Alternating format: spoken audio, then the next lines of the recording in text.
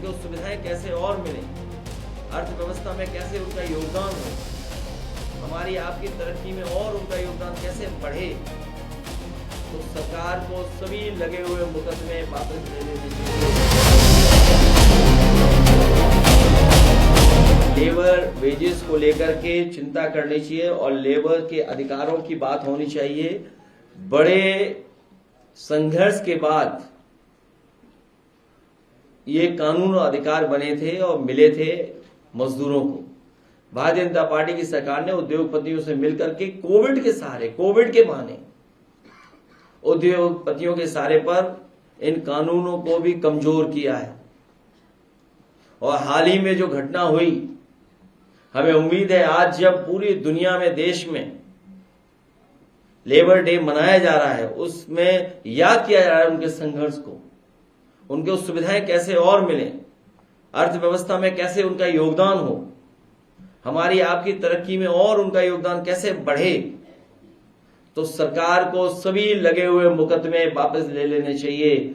जो नोएडा में बड़े पैमाने पर उनके साथ भेदभाव हो रहा था, दिल्ली का वहां के मजदूरों का वेतन और हरियाणा का जो वेजेस थे वो अलग थे, तो कम से कम नोएडा के मजदूरों के सभी मुकदमे वापस होने चाहिए। आज के दिन सरकार से हमारी मांग है।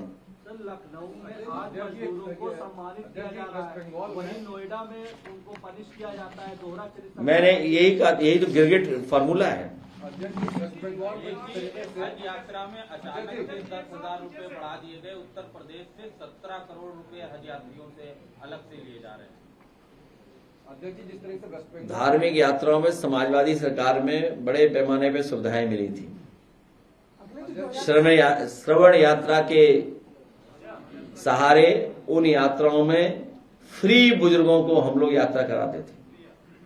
सभी धर्मों के आयोजनों में सरकार को सहयोग करना चाहिए। यही हमारे देश की खूबसूरती है, यही हमारे देश की हिंदुस्तानियत है।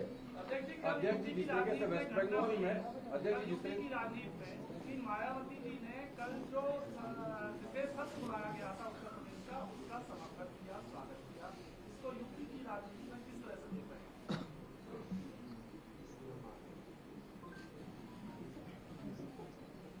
देश की और उत्तर प्रदेश की राजनीति में उन्होंने बिल पढ़ा नहीं होगा या बीजेपी ने गलत सूचना दी होगी।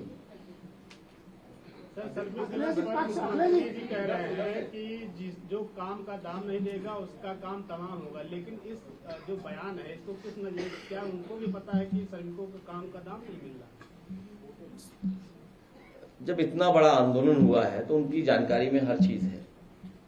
अखिलेश जी पक्ष ने मिलकर 2023 महिला से पास किया था, उसकी चर्चा 2026 में हो रही, लेकिन जो पार्टी जो दल जय श्री राम का नारा देती है, जय श्री राम को साथ नहीं मिल सकती, उससे मान सके, लेकिन काम नहीं चलता है।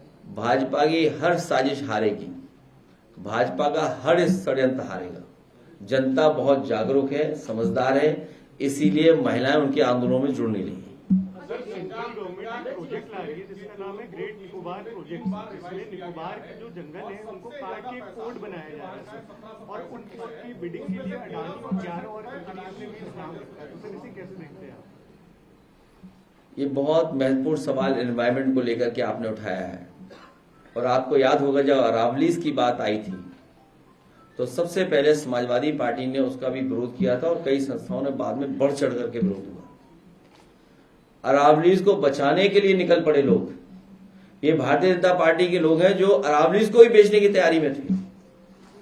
और भारतीय जनता पार्टी जब भी कोई काम करती है वो पहले से तय करती है किसको टेंडर देना है, उसी हिसाब से उसकी तैयारी करती है। इनको पर्यावरण से, इन्हें धरती से, धरती पर नदियों से, पानी से, जंगल से कोई लगाव नहीं है। केवल इनका लक्ष्य पैसा और वोट। सर एक आंकड़ा है कि कोलकाता में चुनाव हो रहा था तो 27,300 सीआरपीएफ के जवान तैनात थे। वही मणिपुर में पूरे राज्य में से चुनाव हो जाए और केंद्र सरकार का कहना है कि चुनाव होने के 2 महीने बाद तक सीआरपीएफ के जवान वहां तैनात रहेंगे। इसको आप कैसे देखते हैं? मैंने अभी कहा कि पूरा पैरेलल स्ट्रक्चर क्रिएट किया है सेंट्रल पैरामिलिट्री फोर्सेस का। इलेक्शन कमीशन और बीजेपी ने मिलकर किया। अध्यक्ष जी, योगी जी ने कल विधानसभा में जब विपक्ष के लोग जाति जनगणना की मांग कर रहे थे, गाजीपुर घटना की बात कर रहे थे, हरदोई की घटना की बात कर रहे थे, तो योगी जी ने यह कहा कि मजहबी आरक्षण नहीं मिलेगा। वो पढ़े लिखे लगते हैं तुम्हें?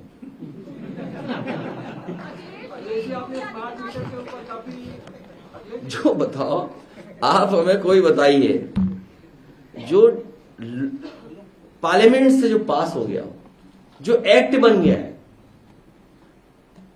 जो बिल पार्लियामेंट से पास होकर के एक्ट बन गया, उसके खिलाफ ये लोग बोल रहे हैं क्या? ये डेमोक्रेसी के खिलाफ नहीं है क्या? अनकॉन्स्टिट्यूशनल नहीं है क्या? ये अनकॉन्स्टिट्यूशनल है। ये बाबा साहब भीमराव अम्बेडकर जी के संविधान के खिलाफ है कि जो सर्वसम्मति से लोकसभा में बिल पास हो गया हो, एक्ट बन गया हो, उसको ये स्वीकार नहीं कर रहे हैं। और जब बीजेपी को लगा कि वो हार जाएंगे तो उन्होंने रात में ही नोटिफाई किया कि नहीं किया? सर, उत्तर प्रदेश में कई जगहों पे हाई राइज बिल्डिंग बना रहे हैं। अभी दिल्ली एनसीआर में देखा गया कि एक बिल्डिंग में आग लग गई, 8 तल्ला पूरी तरह से जल गया, और वहां पर जब बुझाने का प्रयास हुआ तो वहां तक प्रेशर नहीं पहुंच पा रहा था। जब इनके पास इस तरह की स्थिति काबू करने की जब व्यवस्था नहीं है तो एनओसी क्यों देते हैं हाई राइज बिल्डिंग के लिए? क्या कहेंगे इस पर? बहुत महत्वपूर्ण सवाल उठाया तुमने। अभी तक तो बीजेपी के इशारे पे सुनने में आया कि झोपड़ियां जला रहे थे, जमीन खाली करा रहे थे। अभी बड़ी बड़ी बिल्डिंगों में भी आग लग रही है। और ये सच है कि कुछ उद्योगपति, कुछ बिल्डर्स के इशारे पर एफआईआर लगातार बढ़ता चला जा रहा है। लखनऊ में सोचिए एफआईआर कितना हो गया है, लेकिन उसके लिए क्या इंफ्रास्ट्रक्चर है? क्या उसके सेफ्टी के लिए कोई तैयारी है?